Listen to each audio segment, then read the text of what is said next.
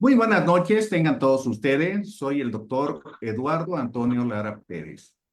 A nombre de la Fraternidad Médica por la Salud, Médicos Unidos por México y el Colegio Médico del Estado de Veracruz, les doy la más cordial bienvenida este miércoles 18 de septiembre del año 2024. El día de hoy vamos a tener un tema que siempre es un halago escuchar a nuestro ponente. Un ponente que es agradable porque el admirar a una persona es muy bueno, pero que además esa persona que admira sea tu amigo, pues es un doble halago. Entonces, hoy nos acompaña el licenciado y doctor Juan Héctor Martín Meléndez Romero. El doctor Meléndez es egresado de la Facultad de Medicina de la Universidad Autónoma de Coahuila, en Torreón. Es egresado de la especialidad de pediatría médica y de un doctorado en farmacología por el IMSS y la Universidad de Guadalajara. También fue investigador principal en Guadalajara por la Universidad de Texas en Houston. Es abogado postulante por la Universidad de Guadalajara, mediador de paz municipal en Guadalajara, Jalisco, y actualmente médico en retiro por el Seguro Social. El tema que nos va a disertar el día de hoy es el amparo de la justicia federal en el ejercicio de la profesión médica. Es un gusto para mí cederle los micrófonos a mi colega y amigo Juan Héctor. Adelante, Juan Héctor. Gracias, buenas noches. Gracias, Eduardo, por esas palabras. Son unas grandes palabras de aliento y a todos ustedes por el favor de su atención. Este día me gustaría compartir con ustedes información relacionada con el juicio de amparo, específicamente como una medida de protección a los derechos de la persona. Y sobre todo compartir con ustedes la información que sea útil para la aplicación de este recurso, de esta institución, en el ejercicio de la profesión. Por eso el título les llamará la atención, es el amparo en, de la justicia federal en el ejercicio de la profesión médica. Como podrán ver ustedes en la pantalla inicial, y al finalizar, les comparto este código QR donde en Drive se encuentra ya esta presentación, así como 3 documentos en PDF que son esenciales para entender este juicio de amparo, con la aclaración respectiva de que en tratándose de las leyes, estas sufren cambios y debemos de estar actualizados y sobre todo estar al pendiente de cómo estos cambios nos pueden modificar o afectar el interés y la profesión que tenemos nosotros como médicos. Como conflicto de interés, declaro que tengo un interés profundamente académico de compartir con ustedes la información, pero sobre todo la metodología legal para enfocar estas herramientas jurídicas en un caso práctico en el ejercicio cotidiano y sobre todo para resolver los problemas de las violaciones a los derechos humanos de las personas. También aclaro que le vamos a dar un enfoque meramente académico y profesional relacionado con la práctica médica.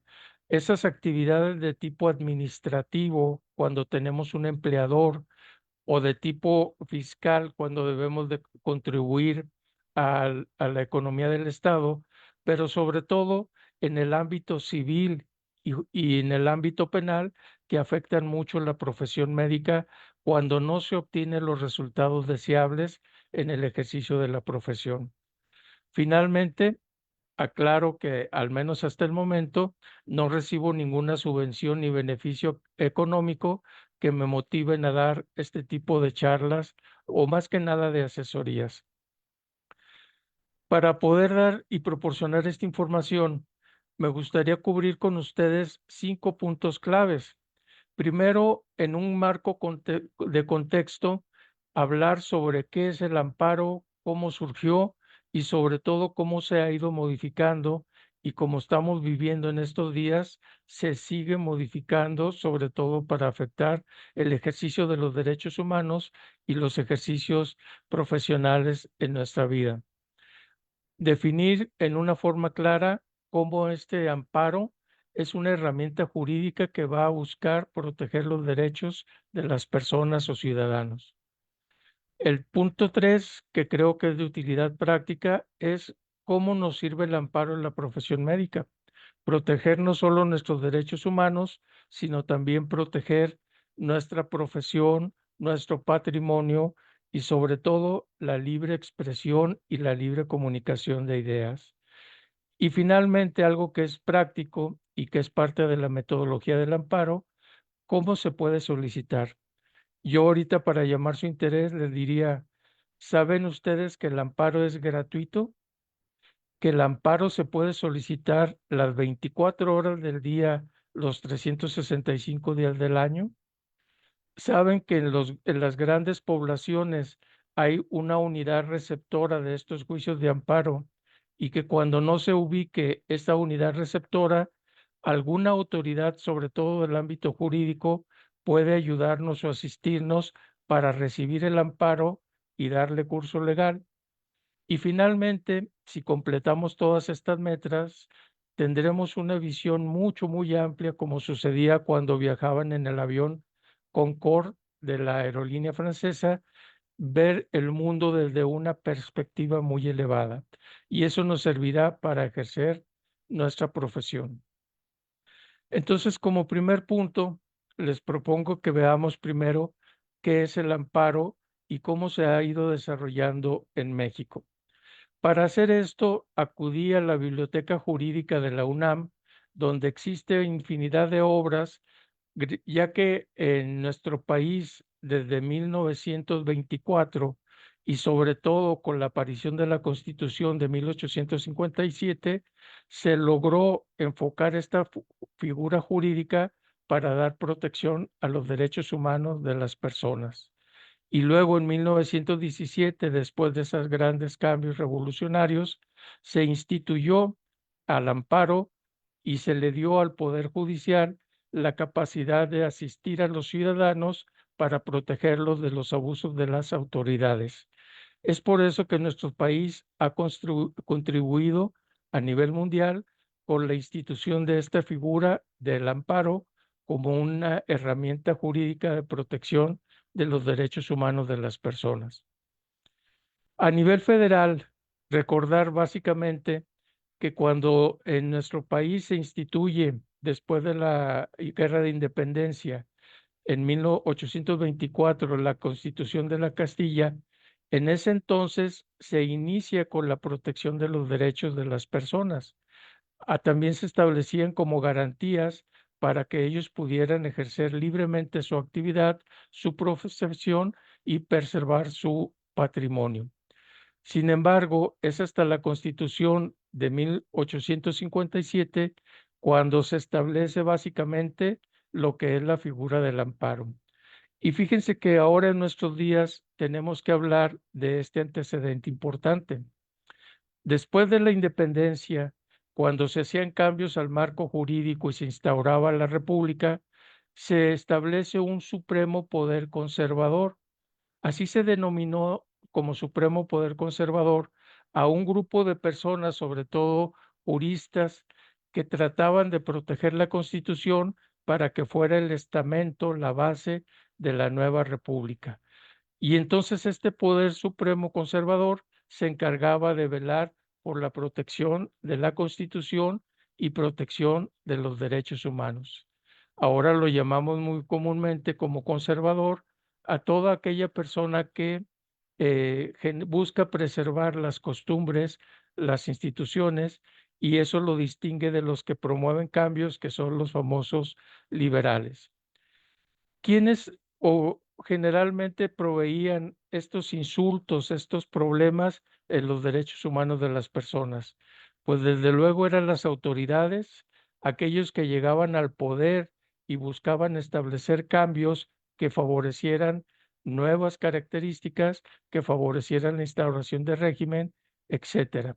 Y entonces también, además de las autoridades, aparecieron los diputados o senadores, ya que desde la instauración de la República se estableció que este grupo de ciudadanos relacionados con el ámbito jurídico eran los encargados de revisar, de elaborar nuevas leyes.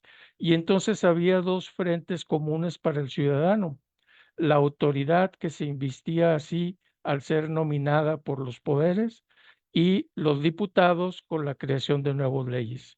Es por eso que cobra particular relevancia en la historia del amparo en México el voto particular de José Fernando Ramírez, donde mencionaba que los diputados, senadores, secretarios de despacho, y no se diga el Ejecutivo de la República, era difícil que ellos se pudieran deshacer de su esfera, de su interés personal, y establecer leyes o establecer actividades que pudieran dañar los derechos de los ciudadanos. Es por eso que se instaura el amparo y tiene auge en particular allá por el año de 1840, cuando en la hermana República de Yucatán, el propio Rejón y Gómez Farías introducen en la Constitución estatal, en la Constitución de Yucatán, esta figura como una institución. ¿Qué significa que Rejón y Gómez Farías la hayan introducido como una institución?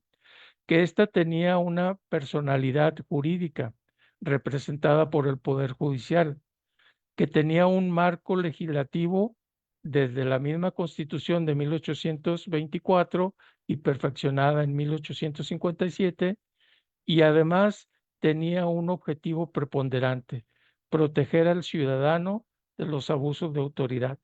Este es el primer antecedente claro, concreto, donde la Constitución de 1840 en Yucatán introduce la figura del amparo.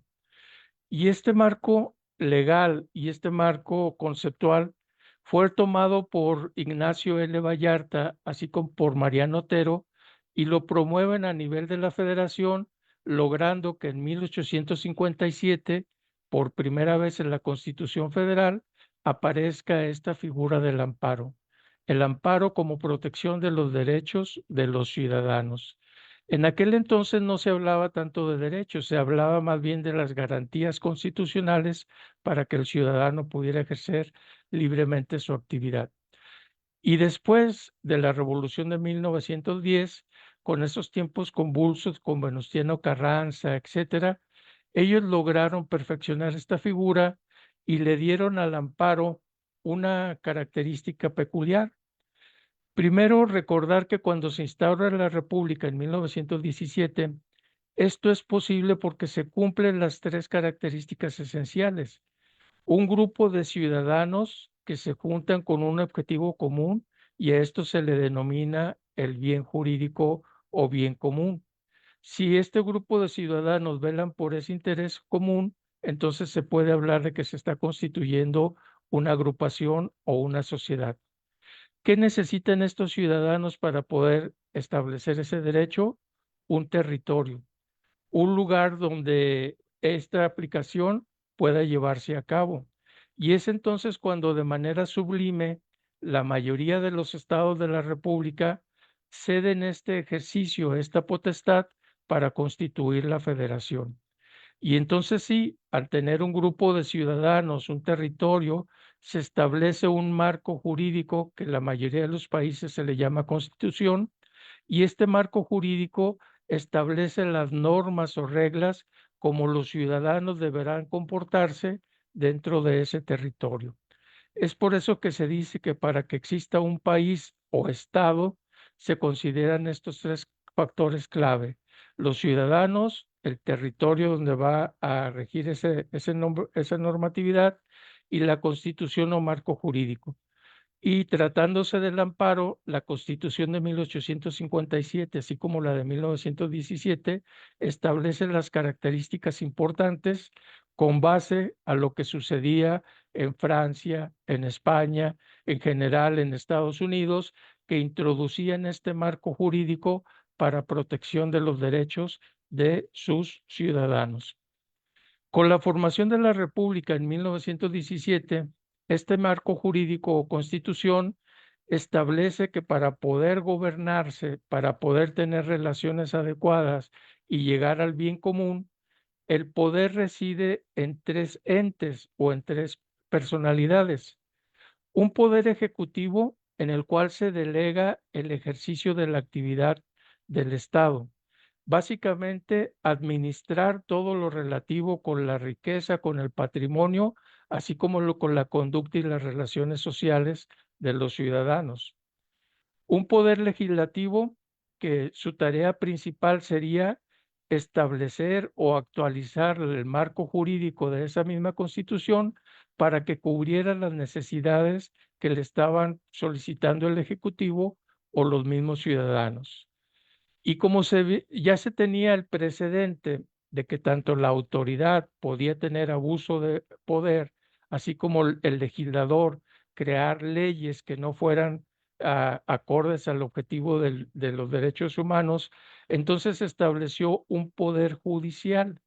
Y este poder judicial se dotó de unas características que le permitieran interactuar con el poder ejecutivo para establecer cuáles eran los actos permitidos y en cuáles estaba incurriendo con el abuso.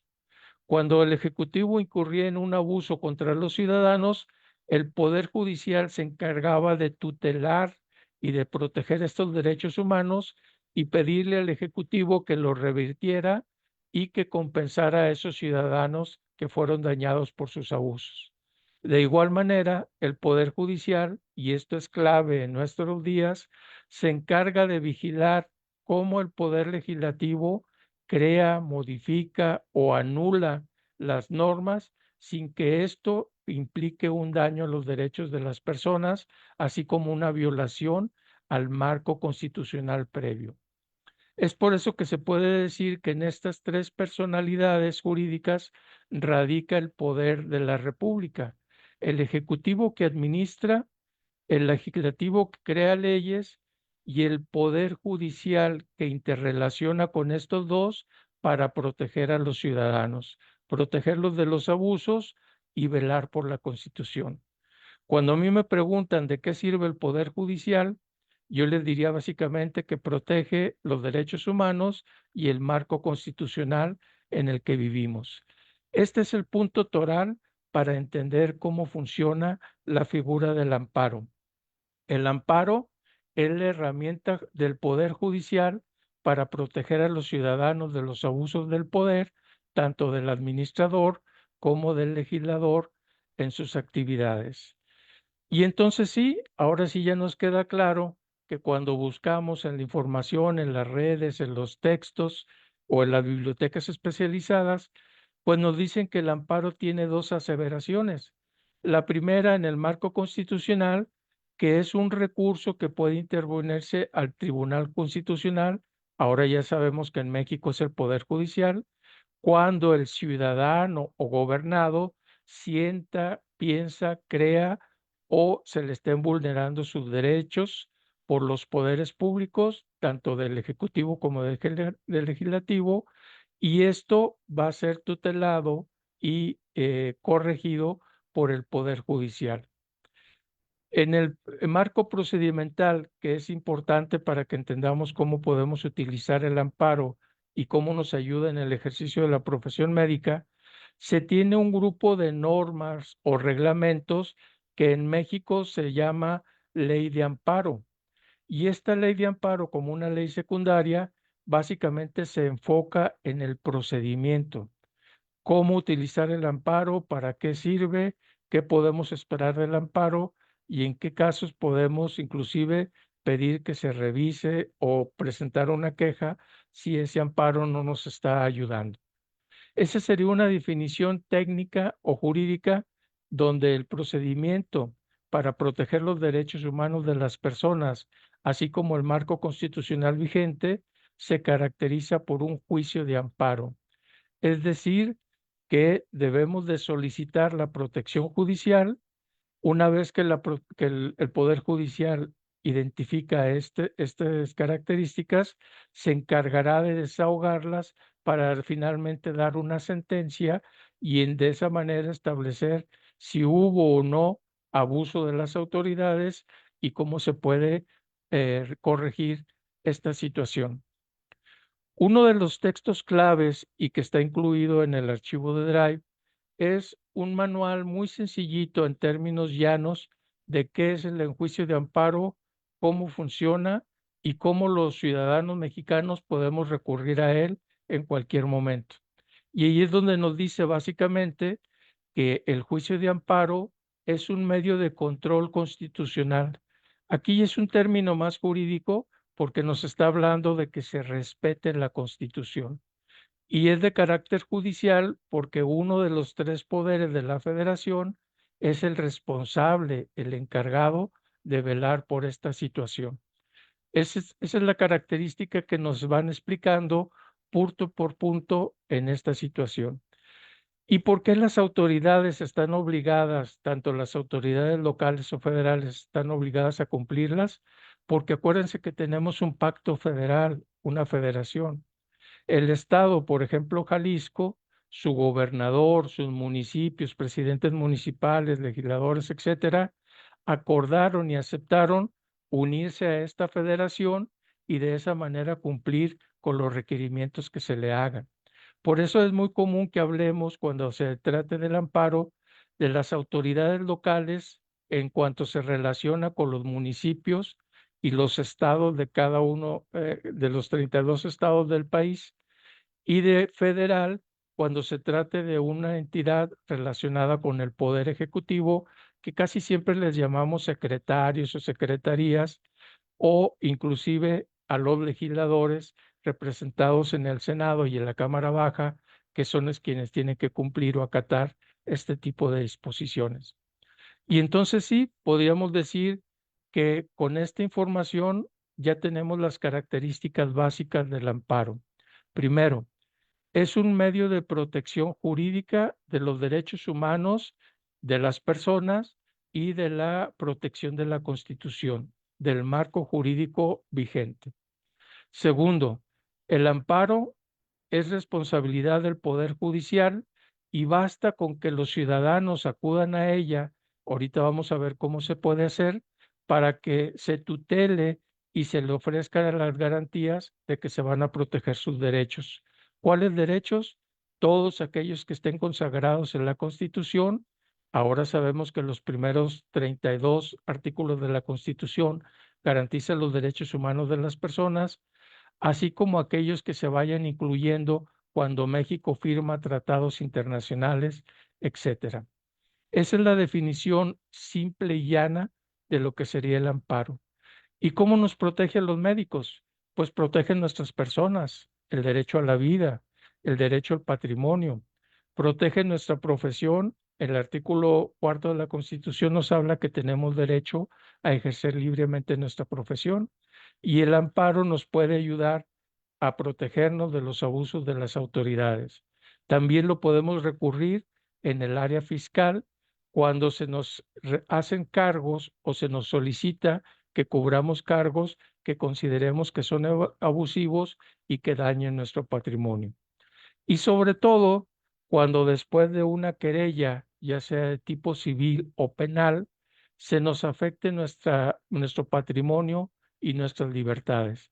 Si consideramos que la sentencia de un juez que dictaminó una sanción, una sentencia civil o penal, podemos recurrir al juicio de amparo con el objetivo de que se revise todo el procedimiento, los principios, etcétera, y nos diga si es correcto o no lo que dictaminó ese juez local. Es decir, que el juez local no caiga en los abusos, por eso nos protege la justicia federal. Y continuando con este tema, les podría decir que la base del juicio de amparo está en la Constitución y en sus leyes secundarias. A manera de nada más de recordatorio, porque esto lo pueden encontrar ustedes en los documentos que les envié, así como en los principios generales, acordarse que el capítulo primero de la Constitución es muy claro. En los Estados Unidos mexicanos, todas las personas por nacimiento, porque se hayan nacionalizado o porque adquieran la nacionalidad de manera temporal o permanente, gozarán de los derechos humanos reconocidos en la Constitución y en los tratados internacionales. Y ese artículo primero es lo que inicia y da la protección de los derechos de todos los mexicanos. Posteriormente, aparecen las leyes secundarias. Y esto ya tiene un aspecto más que nada técnico, que para el conocimiento general les podría decir que la ley de amparo, que está modificada continuamente, la última modificación fue en junio de este año, básicamente lo que trata es de establecer qué características tiene el amparo, cómo se debe de realizar y cuáles son las obligaciones del Poder Judicial para garantizar y para prevenir los abusos de autoridad a sus ciudadanos o a sus gobernados. Es por eso que se dice que la ley de amparo, como toda ley secundaria, establece las características o reglamentos especificados en el artículo 103 y 107 de la Constitución, donde dice que los ciudadanos mexicanos tenemos derecho a la protección de la justicia para evitar y prevenir los abusos de la autoridad. ¿Cuál autoridad? ¿La autoridad local o la autoridad federal? Y me pareció importante compartir con ustedes el artículo primero de esta ley de amparo. Fíjense cómo primero habla que se trata de un juicio, es decir, que la persona tiene que presentarse y elaborar una queja por diferentes medios para que la autoridad judicial la reciba, lo tutele. ¿Qué pasaría si una persona, por ejemplo, olvida consignar su domicilio en la demanda de amparo? Pues en ese caso, la autoridad le dice, oye, corrígeme el escrito para poderle dar entrada y de esa manera continuar con el juicio de amparo. El juicio de amparo por sí tendría, como todo juicio, tres etapas claras. Primero, cuando se inicia con la presentación de la queja de la persona y por eso se identifica como quejoso. A la persona física o moral que solicite un amparo, una vez que se acepte el amparo, se le va a identificar como quejoso. Cuando presente el escrito, tiene que señalar a las autoridades o inclusive a personas físicas que estén realizando el papel de las autoridades, que son las que le ocasionan el daño o violan sus derechos humanos. Y esa sería la autoridad responsable. En caso de que también hubiera afectación a otras personas, se les llamaría terceros. Y esas son las personalidades reconocidas en un juicio de amparo ante el Poder Judicial. El quejoso que presenta la demanda de amparo, la autoridad responsable de esas violaciones y si existiera un tercero o algo que también pueda ser afectado con la realización de este juicio de amparo. ¿Y contra qué podemos presentar juicios de amparo? Contra normas generales o actos o omisiones de la autoridad. Aquí la clave es que reconozcamos que la autoridad sería el poder ejecutivo y el poder legislativo. Y pueden indicar actos o realizar actos que nos perjudiquen o bien pueden no hacerlo, una omisión. En cualquier caso, si los hacen o dejan de hacerlos, esta sería su responsabilidad y sería susceptible de un juicio de amparo. Aquí les podría citar, por ejemplo, los baches en la calle, la falta de agua, el que se vaya la luz. Todo eso es una omisión de la autoridad para proveer y garantizar los derechos humanos de las personas. Fíjense cómo también puede recurrirse al amparo para normas generales. Aquí estamos hablando básicamente de las normas, ¿quién las elabora? El Poder Legislativo. Y entonces, si ellos, al no poder actuar con objetividad y sin interés particular, en ese caso, si la norma viola los derechos de las personas, se puede objetar mediante el recurso o la institución del amparo. Y finalmente, el amparo, ¿cuál va a ser su máxima categoría o su máxima caracterización? Pues básicamente el amparo, como lo muestra en esta gráfica que viene en el manual de explicación del amparo en términos llanos, el fundamento del amparo es el derecho. Aquellas normas que están establecidas en la Constitución, en el marco jurídico de la Federación o en sus leyes secundarias. Y recordar aquí es muy importante que para los poderes de la Unión, los poderes federales, únicamente podrán realizar aquello que les permita la Constitución. En cambio, los ciudadanos podrían realizar todo aquello que no esté prohibido o restringido en la Constitución. Fíjense cómo esas figuras así un poquito complicadas realmente son complementarias. El Ejecutivo y el legislador únicamente pueden hacer lo que esté en la Constitución. Por eso es que en los últimos tiempos tanto interés de modificar a la Constitución, porque si está en la Constitución, el Ejecutivo y el legislador lo podrán realizar. En cambio, el ciudadano, en su libertad, en su vida digna, podría realizar todo aquello que no le prohíba la Constitución.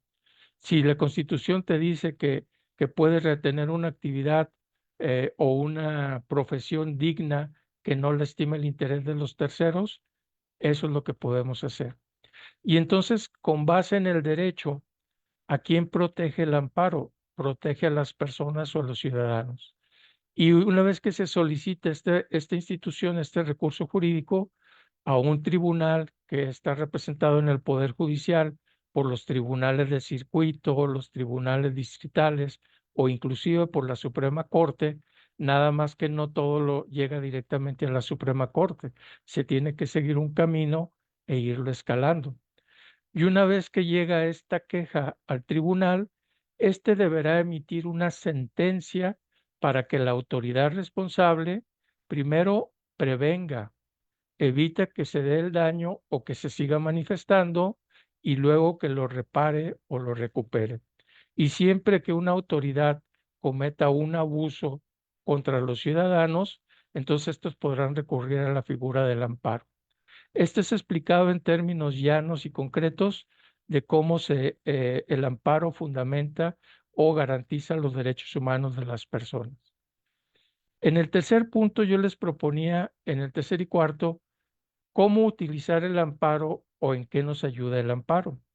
Y entonces ahí mismo, en la ley de amparo, en el artículo 20, ahí viene cómo se puede realizar un amparo. Y fíjense cómo esto sí es una buena, considero yo, una buena actualización, porque ya el juicio de amparo tradicionalmente se hace en un escrito. El escrito generalmente como una demanda, primero tiene que identificar al quejoso con su nombre, su edad, su domicilio. Actualmente ya se agrega un correo electrónico o un teléfono para utilizar los medios electrónicos en la comunicación. Y una vez que en su escrito el quejoso identifica sus datos a la autoridad que violó sus derechos humanos y en qué consiste esa violación, se presenta a las 24 horas del día durante todo el año en la oficialía de partes y una vez que lo reciben, ellos tienen la obligación de continuar con ese procedimiento. Si en el momento que la oficialía lo recibe detectar alguna omisión, por ejemplo, el nombre, el teléfono, etcétera, deberá advertirle al quejoso para que lo subsane, ya sea en ese mismo escrito o en uno subsecuente. Y una vez que se considere que está completa el escrito de amparo, le da entrada, le da un folio, lo asigna a uno de los jueces de distrito para que se lleve a cabo el estudio. ¿Y cuál sería el beneficio? Y esto es importante, de que presentemos estos escritos, pero fíjense cómo también lo podemos hacer acudiendo personalmente y ahí nos indican cómo hacerlo. Y últimamente ya se están utilizando los medios electrónicos. Al principio, hace como 6 años, los abogados tenían que mostrar su cédula profesional y registrarse para poder utilizar los medios electrónicos de los tribunales. Ahora sabemos, por ejemplo, en el Tribunal Electoral, que hay sitios específicos donde cualquier ciudadano, utilizando estos medios, puede presentar sus recursos. Esa es la ventaja de hacerlo en un escrito formal o jurídico, acudiendo directamente a los tribunales o utilizando los medios electrónicos. Y una vez que se presenta esta, que se le da entrada a la queja de amparo, en ese momento el primer acto, y está obligado por ley en las primeras 24 horas de que se le dio entrada al recurso, de establecer la suspensión temporal. ¿Les suena la suspensión temporal? Es el objetivo de la suspensión temporal, es decirle a la autoridad responsable, oye, se están quejando, párale, no le sigas, o prevénlo o protégelo para que no vaya a ocurrir el daño de que se está quejando el ciudadano. Y yo por mientras voy a entrar, voy a investigar, voy a recabar las pruebas necesarias para poder emitir una sentencia. Es por eso que el amparo se puede presentar en cualquier hora del día de todo el año. En las primeras 24 horas debemos de recibir la notificación, ya sea escrita o por medios electrónicos, de la suspensión temporal. Y eso indica que ha empezado el procedimiento y la suspensión definitiva será cuando ya el tribunal realice el estudio del caso y esté por emitir su sentencia. Una vez que el tribunal emite la sentencia, lo hace de una manera un poquito extensa, pero que no deja lugar a dudas. Primero, identifica el procedimiento, quién presentó la queja, cómo la presentó y si es admisible o no ese tipo de quejas contra los abusos de autoridad. Después, fundamenta cómo se realizó a cabo este abuso y cuál deberían haber sido las características ideales de la autoridad. Y finalmente, mediante la emisión de una sentencia, de manera concreta, le va a decir a la autoridad responsable: corrige, repara, ejerce o indemniza a la persona en los daños que le hayas causado. Esa es la importancia del amparo, que tenemos un poder dentro de la federación que nos protege de los abusos de las autoridades ejecutiva y de los legisladores. Para esto sirve el amparo. Por eso, sin afán de meternos a un análisis exegético de las leyes ni nada de eso, básicamente podríamos llegar a dos conclusiones para luego platicar con ustedes. El amparo es un recurso jurídico, depende del Poder Judicial y básicamente nos ayuda, por eso se dice tutela, y nos va a proteger de los abusos de las autoridades a los gobernados. ¿Qué autoridades? La autoridad del Poder Ejecutivo y la autoridad de los legisladores a través de las leyes. Si ellos identifican que algo viola nuestros derechos, le va a decir: esto no es así, corrígelo y indemniza a la persona. Y finalmente, algo que es importante, desde 1958, que la Organización de las Naciones Unidas promueve y tutela la defensa de los derechos humanos, México se adherió, aunque firmó ese compromiso años después. México se adherió y como país, es decir, un grupo de ciudadanos que tienen un territorio y un marco jurídico, se comprometió a respetar los derechos humanos. Es por eso que los derechos humanos se han ido modificando, incrementando para proteger toda la esfera de los ciudadanos. Aunque empezaron con los derechos fundamentales, como era el derecho a la vida digna, el derecho al patrimonio, etcétera, ahora ya incluimos derechos civiles, derechos sociales y sobre todo derechos económicos. Y el encargado de promover y proteger estos derechos es el Estado mexicano. De no hacerlo así, el Estado mexicano está incurriendo en fallas y omisiones. Finalmente, para comentarlos y por si alguno de ustedes tuviera interés, un punto importante del juicio de amparo es cuando el médico enfrenta situaciones de tipo penal.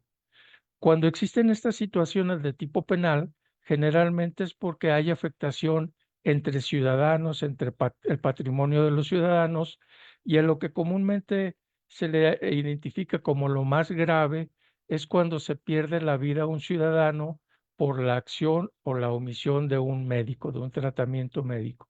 Y es en ese caso cuando por la vía penal se requiere al médico para que responda de la atención que le brindó a ese paciente y por qué se dieron esos resultados funestos. Para que esto se desahogue es necesario un juicio penal. Y en ese juicio penal, como en todos los procedimientos legales, se darán las etapas donde se hace la notificación, donde se aportan pruebas, donde se hace la emisión de una sentencia. Y aun y cuando ya exista una sentencia que desgraciadamente sea condenatoria para el profesional de la salud, se puede todavía en esa misma autoridad recurrir a la queja, es decir, cuando consideremos que el juez no actuó debidamente, a la revisión, cuando consideremos que el juez no está tomando en cuenta nuestros alegatos o nuestras pruebas, y finalmente el recurso de revisión. Aunque todos los juicios penales de un juez local, de un juez estatal, son revisados por un juez de circuito, podemos nosotros todavía recurrir al amparo. ¿Y cómo sería este amparo? Pues básicamente llevando a la federación todo lo que hemos desahogado en ese juicio penal y que consideremos que no nos favorece. Una vez que el amparo tenga resultado y se emita la sentencia, entonces sí ya no habrá otra manera jurídica de resolver esa controversia. Por eso se dice, y con esto concluyo para dar pie a sus preguntas, que en los juicios penales se tienen tres etapas o tres momentos. Cuando se lleva el juicio ordinario, que es a nivel local, aquí en el estado, aquí en la ciudad. Cuando este juicio, una vez que emita la sentencia, se revisa en los tribunales de circuito y finalmente cuando a nivel del estado salimos para ir a la federación a pedir que protejan nuestros derechos que nosotros consideramos que han sido violentados. Esas serían en la vía penal tres de las características que se encuentran en estos juicios para revisión. Les agradezco mucho su atención, quedo a sus órdenes y como siempre recordándoles que en este código QR ustedes podrán recuperar la presentación para revisar, modificar, utilizar, etcétera, ya que está preparada especialmente para ustedes y también ahí podrán encontrar algunos artículos, algunos PDF que he incluido para el estudio de este caso del amparo.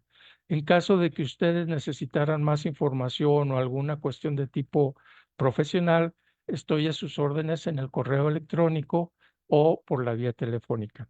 Les agradezco mucho su atención y quedo de ustedes.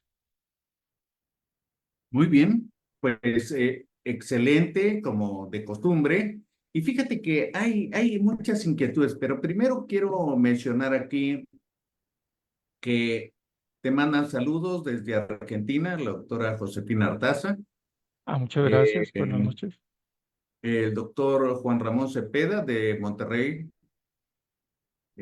Froilán Guerrero de la Ciudad de México. Eh, Fíjate que aquí en Facebook están preguntando que cuando demandan un médico, ¿no? Tiene que andar huyendo porque lo quieren retener en los separos y finalmente al tiempo todo desgastado, etcétera, el médico puede contrademandar por un daño moral. Es correcto. El médico cuando recibe este tipo de requerimientos, que así se le llama en esa etapa, lo recibe de la autoridad dependiente del Ejecutivo que se llama Fiscalía. Esto sucede porque las personas acuden a la Fiscalía y presentan su versión de los hechos. Y entonces, únicamente con esa parte de la información, el fiscal puede emitir un juicio de valor donde identifique si hay delitos, si puede haber responsabilidad del médico, etcétera. Y una vez que el fiscal considere eso, indica o primero solicita una orden de presentación, no es orden de detención. Eso creo que es bueno aclararlo por los hechos que hemos visto ya en redes, etcétera. Si a mí llegan y me dicen, oye, soy de la fiscalía y vengo a pedirte que te presentes, acompáñame, ¿qué le diría yo? Sí, sí te acompaño. O sea, primero, no resistirse. Segundo, tengo derecho a notificar a alguna persona de lo que está sucediendo y que me acompañen. Y tercero, eso es algo ya más bien técnico, pero que yo sí se lo recomiendo que desde ese momento se realice. Muéstrame el requerimiento. Y entonces ahí empezamos ya nuestra defensa. Primero, no oponerse, porque si corremos, lloramos, gritamos, nos hacemos, casi siempre en el documento que nos van a mostrar orden de presentación, al final, el último parrafito, como siempre dice, se autoriza a las autoridades, que son los judiciales, a utilizar los medios de apremio necesarios para que se presente la persona. Y entonces ellos alegan, es que se resistió, es que se opuso y por eso lo esposé y todo. Por eso la recomendación en ese momento es, me estás requiriendo como autoridad, si te acompaño, no me opongo. Segundo, permíteme informarle a mis allegados, a mi abogado, a quien yo considere necesario. Y tercero, muéstrame el documento que me diga a dónde me vas a llevar. Y entonces en ese momento empezamos ya con la defensa. ¿Qué pasaría, y ya ha sucedido aquí específicamente en Centro Médico, cuando el documento que nos presentan es erróneo? Un abogado, que esa es la característica del abogado, revisa el procedimiento y le dice, óyeme, fiscal, tú estás requiriendo a esta persona y él no es esa persona. Tú estás identificando esta profesión de la persona y él no tiene esa profesión. Tú lo estás requiriendo por estos actos y él no participó en esos actos. Y entonces de esa manera se bloquea, se revierte la orden de presentación. Lo lamentable es que las personas que llevan a cabo esas actividades, pues actúan de una manera que viola nuestros derechos. Gritan, forcejean, su apariencia física, el uso de armas de fuego, el ir en multitudes de 4, 5, 6 individuos. Todo eso nos amedrenta y como humanos respondemos de una Ujú. manera para huir de esas situaciones Bien, agravantes. Jurídicamente, yo les perdón, diría, tantito, ¿me si hablas les más llevan una tardecito? orden de Porque estoy en una presentación, sesión en no línea. oponerse, avisar a quien Órale. ustedes consideren necesario y más que nada, si tenemos ya una de esas famosas pólizas de seguro que nos dan asesoría jurídica, ellos son los primeros que deben de estar enterados. Y tercero, solicitar el documento que así lo requiera. Eso es muy importante porque si yo como abogado le demuestro al fiscal que no siguió el procedimiento señalado en ley y que está violando los derechos del imputado, en ese momento lo recupero de la fiscalía y voy y lo deposito en su casa. Ese es el Sí. truco, pero obviamente yo estoy acá afuera con sangre fría y con la ciencia acá en el cerebro y estoy respondiendo de una manera diferente a como lo hace un imputado. Pero la verdad es que esa es la recomendación de que actuemos en esos casos con sangre fría y por eso me interesa mucho platicar con ustedes. ¿Cómo podemos lograr que el médico esté seguro de sus actos y participe de esto? Oye, te requiero para que me informe, así como no, te voy a informar lo que sea conducente y así. Hay que estar informados para saber cómo actuar en esas situaciones.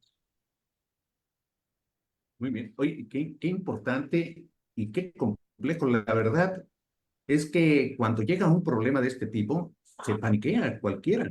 Y siempre yo creo que es conveniente solicitar la ayuda de un experto. En este caso tú, por ejemplo. Mira, la doctora Araceli Silva de la Ciudad de México te felicita y Buenas noches. dice que estos temas deberían de tratarse desde la primaria.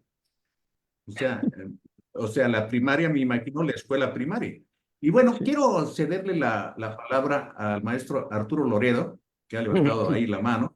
Así es de que, adelante, maestro. Bueno, como siempre, felicitar al ponente Gracias, porque hay maestro. unas cosas muy interesantes, muy tranquilas, muy. Tengo dos preguntas. Primero, ¿qué función tiene ahora para nosotros la CONAMED? Que esa es una cosa que está antes. Y la segunda, se ha señalado que en los últimos días una de las estrategias del presidente es, primero, ¿por qué se mete el presidente en unas acciones que permiten apoyar al ciudadano? ¿Por qué el Poder Ejecutivo se interviene en ciertas situaciones que me parece que no le corresponden? Pero en fin. Luego después se ha hablado insistentemente en que ha desaparecido el amparo, el procedimiento, el juicio de amparo. ¿Es cierto o es mentira? Y bueno, ya con eso. No, muy interesantes sus preguntas. Primero, déjame empezar por lo último. El juicio de amparo continúa. Ah, La, ok. la Suprema Corte está funcionando. Lo que estamos viviendo ahorita es que se están introduciendo cambios en la legislación Y eso también incluye la segunda pregunta que me hizo. ¿Quién promovió esos cambios? Pues está establecido que los puede hacer el Ejecutivo, entendiendo que si él dice, oye, necesito que me ayuden a recabar más impuestos para reparar las carreteras, bueno, se crea una ley que tenga esa función. Eso sería lo ideal, pero lo que estamos viendo es que se mete en cosas que no le competen, como usted bien lo mencionó. Y por eso le puedo decir en este momento a su tercer pregunta, el amparo no ha desaparecido, no pueden desaparecerlo. Aunque cambie la Constitución, acuérdense que están los tratados internacionales ante la ONU y las demás organizaciones, y ahí sí no pueden influir, no lo pueden modificar. Si México se sale de esos tratados, habría sanciones, había desde los clásicos bloqueos como Cuba, etcétera, que eso tendría repercusiones importantes. Probablemente lo que usted se refiera es que hubo una modificación hace 3 meses a la ley de amparo, porque los derechos humanos, si ustedes se acuerdan, se dice que son progresivos. Una vez que se logra un derecho, este debe ser idéntico, equitativo para todos. Y entonces se decía que si, por ejemplo, yo solicito un amparo y lo gano para que el municipio me dé agua potable en mi casa, eso va a beneficiar a todos los ciudadanos. Claro. Y eso es lo que estaba sucediendo con los problemas ecológicos, con la construcción del Tren Maya, etcétera. Y entonces lo que hicieron los legisladores básicamente fue limitar esa figura para decir, no, Poder Judicial ya no puedes amparar a todos los mexicanos. Cada mexicano deberá promover su amparo y la sentencia que tú emitas únicamente beneficia a ese ciudadano. ¿Y qué cree, doctor? Como ese procedimiento viola los principios, pero sobre todo viola el procedimiento, está en revisión por la Corte.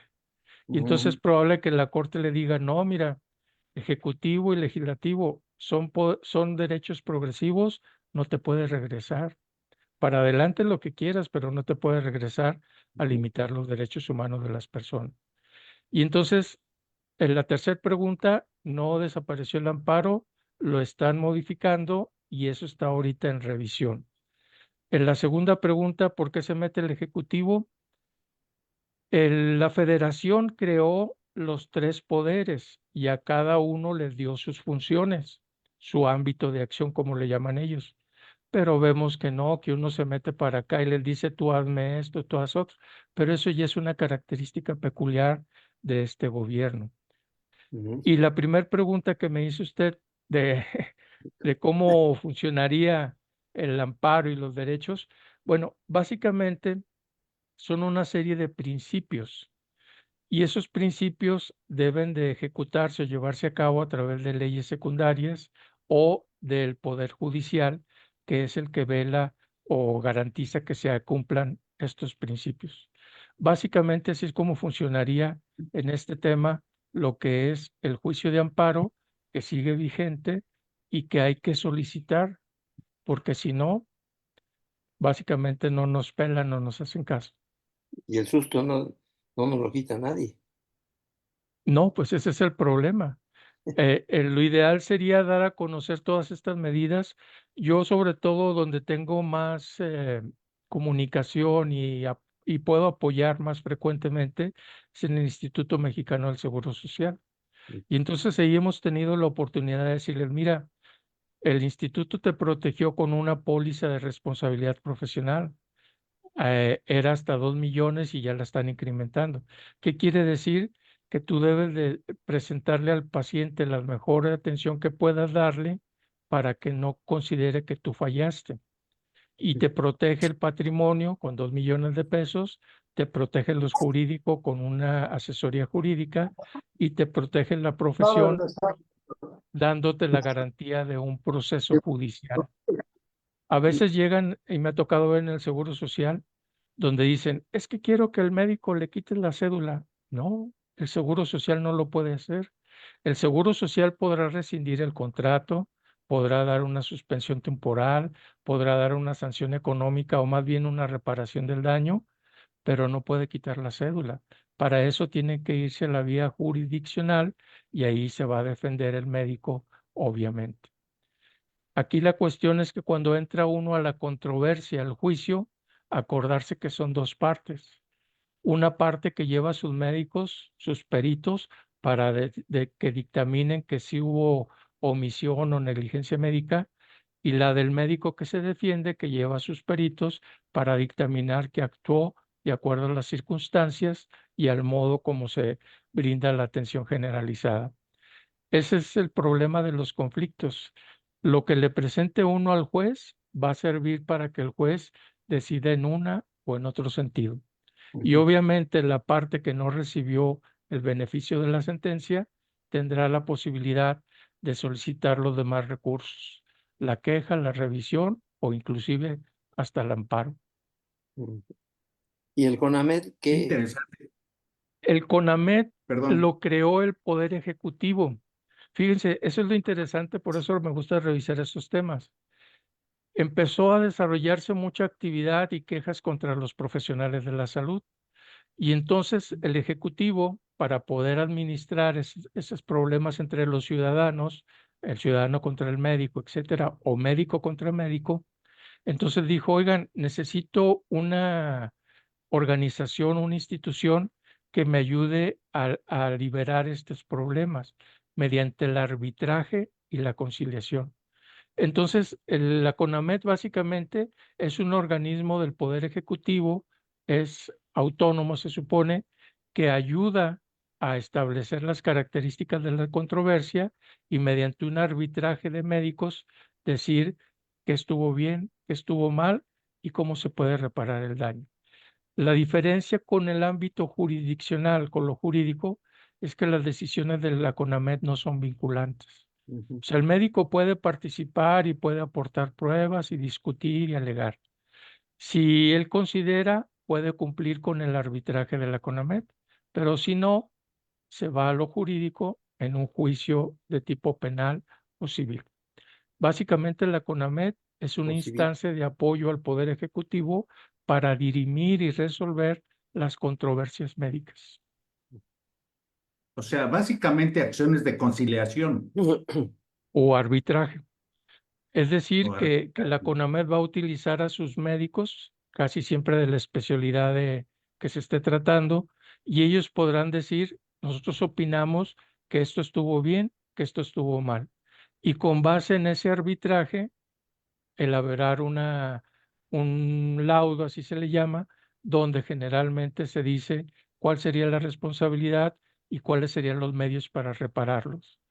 Aquí déjenme decirles que que si la persona que presenta o solicita el arbitraje de la CONAMED o inclusive el mismo médico no están de acuerdo, siempre podrán recurrir a la siguiente etapa, que es la vía judicial.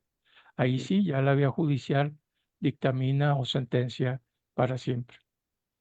Pero la CONAMED Fíjate, es como una instancia previa.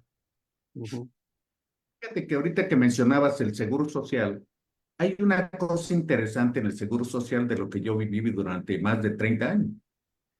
Y resulta que cuando hay médicos que la gente se queja de esos médicos o tratan de demandar a ese médico, si le caes bien a los jefes, te defienden.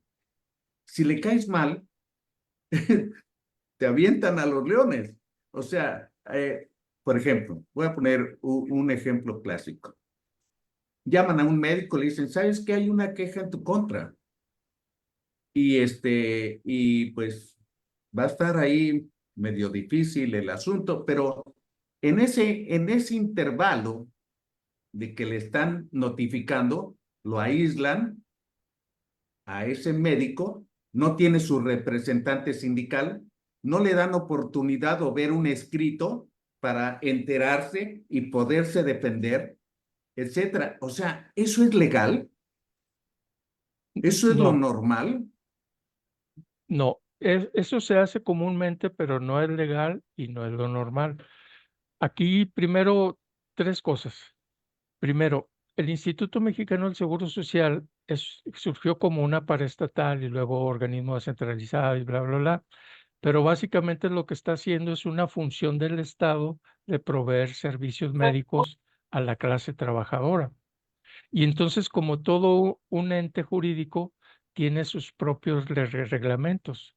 Y fíjense, lo interesante es que ahí está establecido en el contrato colectivo de trabajo cómo se lleva a cabo este procedimiento. Específicamente por la pregunta, si es potestad del administrador o del el personal de confianza, el directivo, que casi siempre es un médico en el hospital, es potestad de él tratar de resolver los casos y pudiera ser en algunas situaciones que se resuelvan a ese nivel, en la dirección. Oye, te cayó mal Eduardo, pero te voy a mandar a que te opere Juan Héctor. Y ya con eso el paciente se queda conforme. Y efectivamente, cuando la misma persona, la misma autoridad institucional tiene la otra característica, dice, ah, no, te vas a jurídico. Pero fíjense cómo es lo curioso. En el Instituto Mexicano del Seguro Social, este se llama procedimiento de queja. Y lo primero que piden cuando la trabajadora social pasa su recorrido por los pisos, por las áreas de urgencias, consulta, oiga, yo me quiero quejar, le escucha. Dice, mire, necesito que me haga un escrito. Y ese es, fíjense lo que se hace. Se le pide al quejoso, al derechohabiente, que de puño y letra diga en qué consistió esa posible falta y en qué lo perjudica. Y entonces eso se lo llevan al directivo. Y ya sea que él, si tiene esas características, o inclusive puede ayudarse de los comités, comité de mortalidad, comité de infecciones, etcétera. Oigan, tenemos este caso, ¿cómo ven? No, pues opinamos que sí le regó, se le infectó la herida y ya le regó el médico. Y entonces en ese momento el directivo levanta un expediente, que ese casi nunca nos lo dejan ver, y ese expediente que está anexo al expediente clínico del paciente, ahí va lo que él investigó, cómo recibió la queja, cómo se ayudó de medios para fundamentar su idea, y al final hay una sentencia que a mí me parece muy triste, pero que la veo o la leo muy seguido, recomiendo que se investigue y se sancione. Pero fíjense cómo el directivo no tiene esa potestad. Nos podrán aplicar la ley del hielo y quitarnos a los residentes y qué sé yo, pero él manda ese escrito anexo al expediente del paciente al departamento jurídico. Y ahí sí, porque está establecido en el contrato colectivo de trabajo que la instancia interna es el departamento jurídico, donde está el representante del instituto, donde está el representante del trabajador, y entonces empieza la querella. Al quejoso, al paciente, casi siempre le mandan llamar y ratifica, sí, sí, ratifico, pum. Y entonces contra el médico. Y aquí la segunda cosa más triste es quién creen que opina o que dirime o que establece controversias con el acto médico, otro médico. Y entonces ahí ya prácticamente es un médico contra médico. Y las sanciones que pudieran venir en esta controversia son únicamente las que tiene el instituto en el contrato colectivo. Llamada de atención, amenaza de rescisión, la famosa cláusula 43, suspensión temporal, suspensión definitiva y reparación del daño. Oye, cómprame el equipo que dañaste, págale al paciente su prótesis, etcétera. Hasta ahí llega la autoridad del instituto. Ya otras características, que si la cédula profesional, que si le dé indemnización de por vida, etcétera, eso ya tendrá que dirimirse en la vía civil o penal. También mencionan notas de demérito. Sí, sí, está incluida en el contrato colectivo, yo no lo mencioné. Y lo malo de esas notas de demérito es que quedan en el expediente, como para cuando vaya a ver escalafón, las notas de demérito es un lastre, Bueno, y no se diga lo económico, que te quitan días de aguinaldo. ¿Se congeló tu imagen, Eduardo? muy bien. Quiero cederle la palabra a Araceli Silva, que ha estado pidiendo. Así es de que enciende tu cámara, Araceli, y tu micrófono, por favor. Muchas Adelante. gracias. Muchas gracias. Buena- Doctor Juan Héctor, la verdad, muchas gracias. Nos fue Buenas llevando, noches, Araceli. buenas noches, nos fue llevando de la mano para entender el desarrollo, bueno, de la defensa de nuestros derechos humanos. Yo comentaba en el chat que esto se debería de tratar desde la primaria, desde la escuela primaria.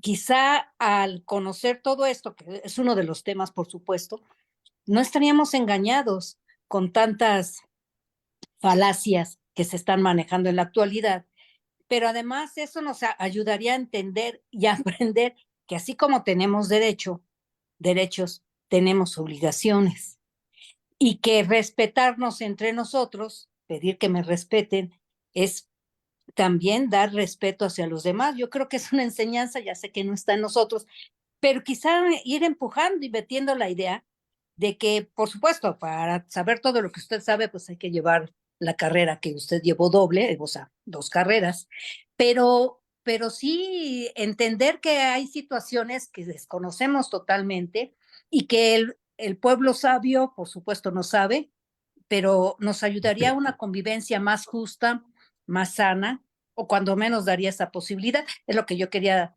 decir y muchísimas gracias. De verdad que fue llevarnos de la mano. Muchas gracias. Gracias, buenas noches.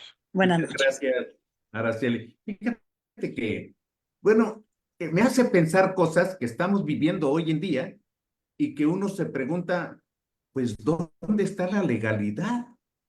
A ver, a un exgobernador llegan con una orden de aprehensión y se presenta un fiscal, ¿verdad?, a interrumpir esa orden y después le dan un amparo, ¿no? Así en rapidísimo, etcétera. Entonces, dice uno, constitucionales, lo que debería de ser, pues depende de la decisión de la gente que tiene el poder, porque pues hacen lo que quieren, o cómo se puede uno quejar o dar cuenta, qué es lo que está sucediendo. Me imagino que ya sabes a qué me refiero. Sí, claro, sí, el caso que sucedió en la Ciudad de México. Wow. Ahí, ¿Sí? primero para ubicarnos, esto se trata de un delito o de un problema de tipo local o estatal. El exgobernador, Gobernador. durante su función pública, se le acusa de delitos y lesiones patrimoniales, y entonces es su estado, el poder judicial de su estado, de Chihuahua, quien lo requiere. Nada más que aquí se acuerdan de una de las características del derecho, el territorio. Entonces, está establecido en la federación que para que se puedan ejercer los actos jurídicos, se tiene que solicitar el apoyo del otro estado. Y aquí lo que se ha publicado y lo que sabemos por las redes es que el gobierno de Chihuahua solicitó el apoyo a la Fiscalía de la Ciudad de México. Hasta ahí todo bien. Hay una denuncia, se está investigando, se gira orden de presentación y Chihuahua pide a Ciudad de México que lo apoye para detener al exgobernador. El problema surge, bueno, y hay que hacer notar, esto es muy importante, que todo eso se hace por escrito mediante los que llaman oficios. Eso ya es indiscutible, indubitable de que se está actuando con el marco legal. Y esos oficios tenían el sello de recibido de la Fiscalía de la Ciudad de México. Pero el responsable de la Fiscalía dice, no, yo no autoricé, yo no respondí, a mí me notificaron, pero yo no les he concedido el apoyo. Y entonces en ese momento para todo y se hace un circo. En ese intervalo de que se está investigando y aclarando que sí se había solicitado el apoyo, etcétera, viene esta persona, ya ahí yo ya lo veo con dolo, en el interés de hacer algo, lo llevan a que solicite un amparo.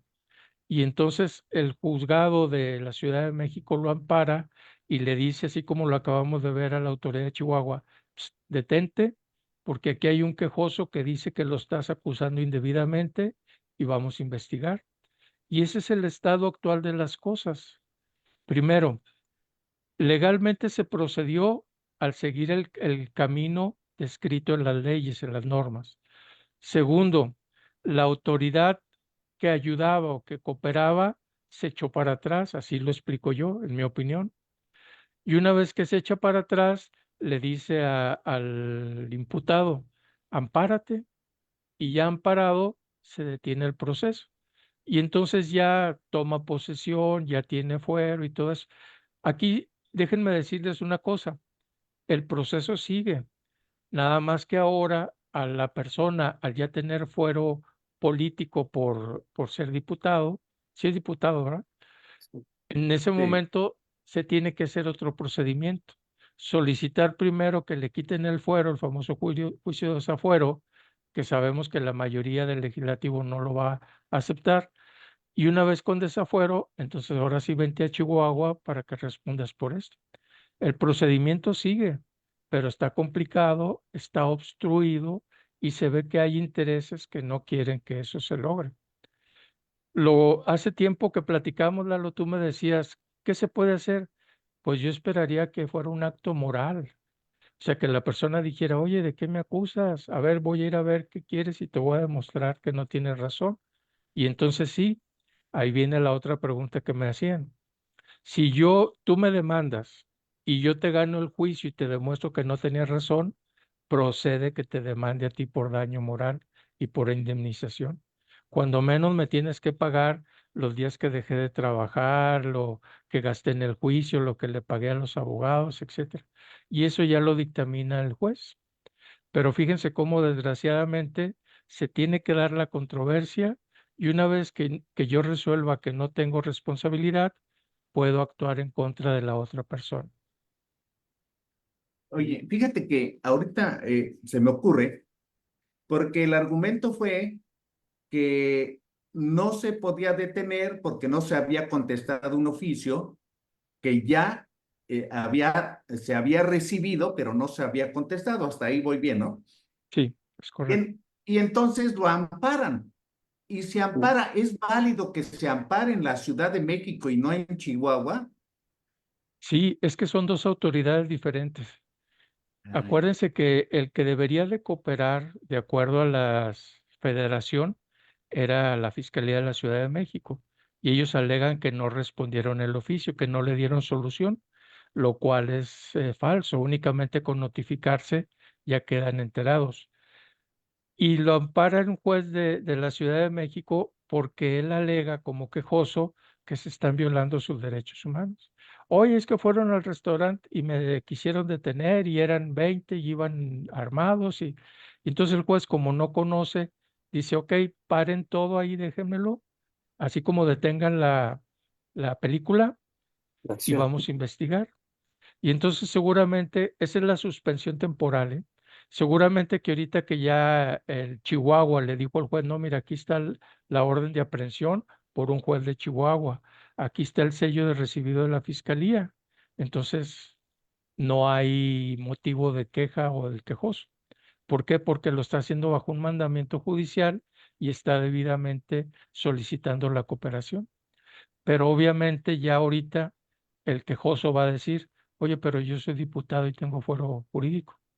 Ah, bueno, pues entonces ahora hay que desaforarte para que, para que respondas. Entonces, por eso les insistía que esto está en proceso, pero ahorita el juez de la Ciudad de México que amparó a este señor está estudiando y está resolviendo para decir si concede el amparo definitivo o lo rechaza. Y según la legislación, debería de ser rechazado, pero ahora va a tener fuero. Ese era el objetivo, retrasar el proceso para que la persona tenga otros medios de defensa, nada más. Eso me lleva bueno, por asociación mental, me lleva a opinar. Es lo que estamos viviendo ahorita con la reforma al Poder Judicial. Está el procedimiento viciado, hay muchos errores y lo único que está diciéndole la Suprema Corte es, oye, hazlo bien, hazlo conforme dice la norma, porque si no, viola los derechos de los trabajadores, ya no les vas a permitir ascensos, muchos van a perder su trabajo, etcétera. Ese es el detalle. bueno, pues vuelvo a lo mismo, cuando se tiene el poder se pasa por encima de la legalidad. No hay más vuelta de hoja. Está padrísimo, pero ya nos pasamos por mucho del tiempo y te vamos a comprometer en breve para otra plática, pero quisiera que nos mandaras un mensaje final para cerrar esta transmisión. Les agradezco su atención y espero que estén motivados para seguir revisando estos temas. Es la manera que yo les propongo para que tengamos la información necesaria y con una opinión bien informada poder actuar en el día a día, ejercer nuestra profesión como médicos libremente porque tenemos un conocimiento y una información legal de la profesión. Muchas gracias al doctor Juan Héctor Martín Meléndez Romero por su excelente participación con este tema necesario de conocimiento de los médicos. A nombre de la Fraternidad Médica por la Salud, Médicos Unidos por México y el Colegio Médico del Estado de Veracruz. Muchas gracias a los que se unieron en Zoom, en Facebook, en YouTube. Este video estará en breve en nuestro canal de YouTube. Muchas gracias a todos. Buenas noches y hasta pronto. Buenas noches, un abrazo.